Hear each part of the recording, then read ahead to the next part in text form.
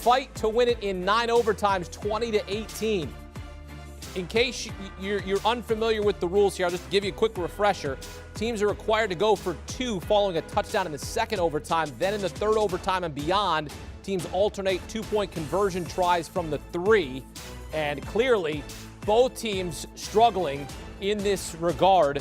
And Illinois wins it 20-18 in a 9 overtime affair. Again, the longest game in FBS history. 9 overtimes. 9. Look at the box score here from our CBS Sports HQ Look, Twitter. baseball, right? I mean, look, they failed in the third overtime, the fourth, the fifth, the sixth, and the seventh. Matched each other in the 8th overtime, and then it was Illinois cashing in on their 2-point try in the 9th overtime. Yeah, it's like a baseball game. You're right. Baseball game. Yeah, instead of a runner on second, we're going for 2. Here with Bryant McFadden, Penn State loses in 9 overtimes. This should have never gotten this far, B-Mac. Yeah, but when you look at the start of the ball game for Penn State, they came out extremely flat, and then they just allowed Illinois to stick around. They gained more confidence, both sides of the football.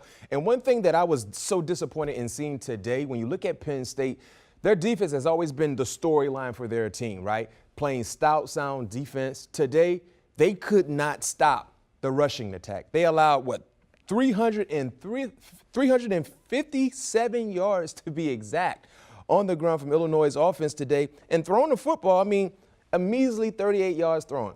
They were one-dimensional, and Penn State knew it. They couldn't stop it. So Penn State did everything in their power to lose this ball game on both sides of the ball, and they lost it, and their playoff hopes are clearly done. Anything outside of Big Ten worthy, I don't see it happening for Penn State based on how poorly they played today. Did Iowa expose something 2 weeks ago about Penn State? Because this is their first game back from the bye, right? They had won the last 3 meetings against Illinois by 35 points or more, and then they're in this 9 overtime affair with a team that doesn't belong in the same category, really. You know, Coach once told my team that I was a part of, don't allow a devastating loss to affect you going down the line. Like, if you lose to Iowa, don't allow them to beat you twice.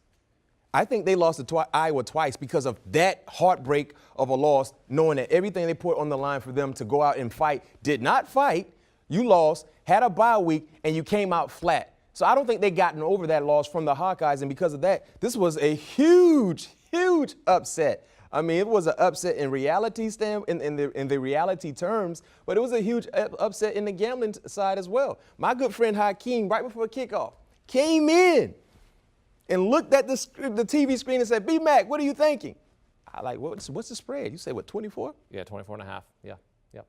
Yeah. And it was raining. It was raining, and he just put it on the line. It was a slow, sleepy start in Happy Valley. Slow, sleepy. And then Penn State sleepwalked Happy the rest Valley of the way. wasn't so happy. Like, Penn State's supposed to be competing for a Big Ten title. They got Ohio State next week, and now you say this is it. They're done. Go. Yeah, 2 losses. It doesn't matter what happens against Ohio State. It's over. They allow the Hawkeyes to beat them twice, Hakeem. You can't do that. You got to get over losses. Look, I didn't go to Penn State. You know I'm a Buckeyes fan. I'm disappointed that Penn State lost. You needed Penn State to win. You're right. You're right, and they didn't. I mean, what is James Franklin saying to his kids after this game? You can't lose like this. At home. At home. At home. This is not good. Not good because now, look, Penn State looked pretty good to start the season. They had the winning streak going. They run into Iowa. They run into Illinois here in 9 overtimes. And they come up short. Yeah. What do you think about this overtime situation? Because this is the first time we've seen this in college football where it's you got to go for 2 after you score a touchdown in the second, and then thereafter it's going for 2 third and beyond from the 3. You know what? Watching it for the very first time, it was entertaining. I like it.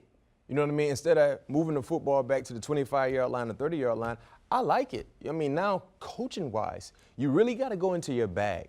Because think about this, most offenses, they may have 4 go-to 2-point plays that they anticipate running.